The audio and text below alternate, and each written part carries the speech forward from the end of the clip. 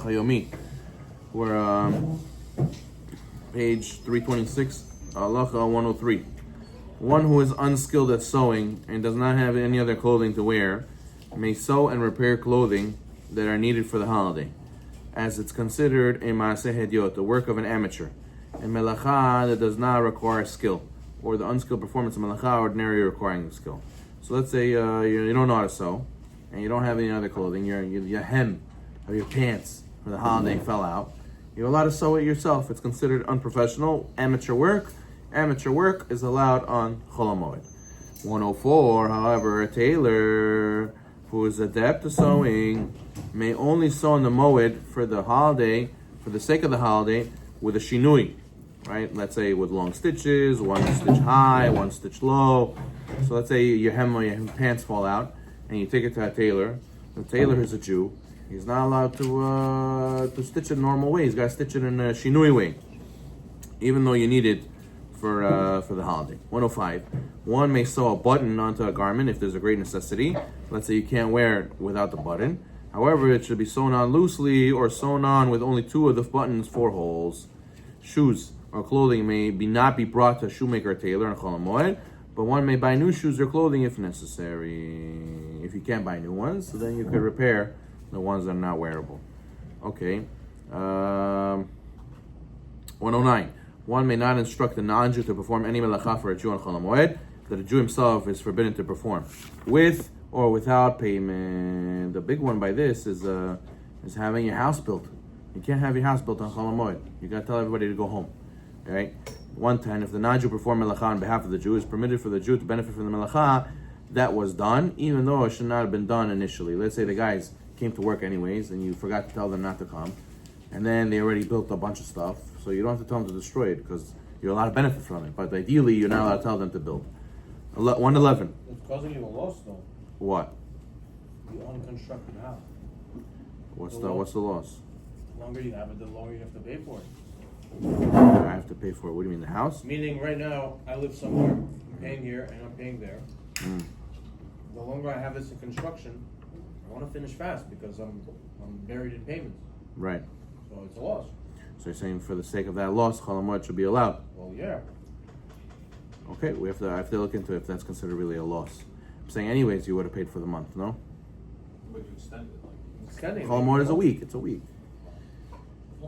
Maybe you say maybe in a case where that 1 week would have been the cutoff point. But again, we're talking about losses on Chol Hamoed.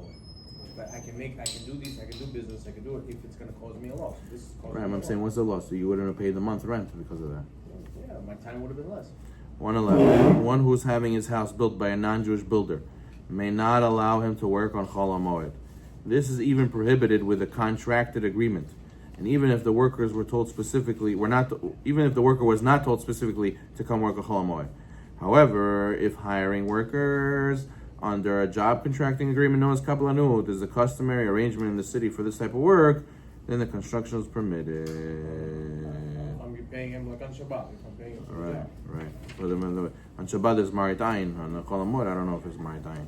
Similarly, one may not allow a non-Jewish gardener to work in his garden on Chol Hamoed, even if he was hired for a fixed sum to provide year-round maintenance.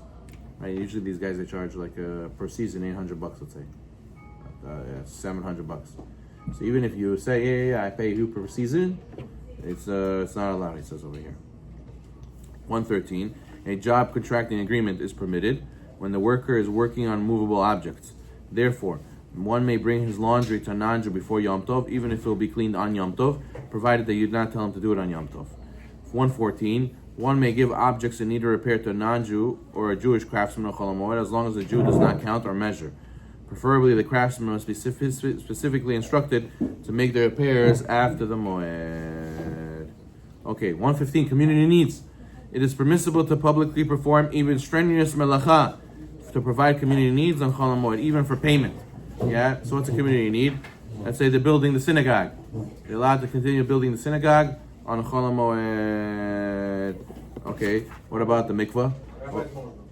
Rabbi's Mojna. Good. You're starting to drink the juice, right? Very good. So, writing in Chol Hamoed. 117. Writing like other melachot is prohibited on Chol Hamoed.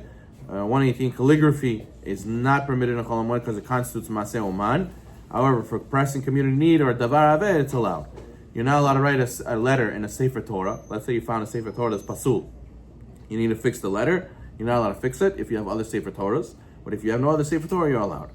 An artist may not draw or paint pictures of Chol Hamoed except where it's Davar Aved or if it's community needs or whatnot. A child is allowed to draw or color for enjoyment if he's not doing so professionally, right? But if you're a professional painter, you're not allowed to do your job as painting on Chol Hamoed. 121. Ordinary cursive writing is considered Maseh Yot, and therefore has less restrictions. You're allowed to write if it's for community needs, if it's Davar Aved. Let's say I'm going to go to the store, I'm going to forget what I need to buy. So I can write down a shopping list. That's considered Davar Aved also. But if you can do it on your phone, I think it's better to do it on your phone. 122. People used to write letters. So you're allowed to write a letter to your friend on Chol Hamoed. You're allowed to write a letter on Chol Hamoed for your friend if it's needed for the holiday or if it adds enjoyment to either the recipient or the sender. 123. You're allowed to write a sign for the purpose of you found a lost object. You want to announce it. That's allowed. 124. You may record your banking or money transaction to prevent the financial loss by forgetting or miscalculating. People used to write in their checkbook, right? There's a page where you write in a checkbook how much checks you gave, what you gave. Yeah, so a person wants to write it down, he's allowed to because he's going to forget. What about writing checks? Are you allowed to write checks on Chol Hamoed? Yeah, you're allowed to write a check on Chol Hamoed if you don't have cash available or if the transaction requires a check deposit specifically.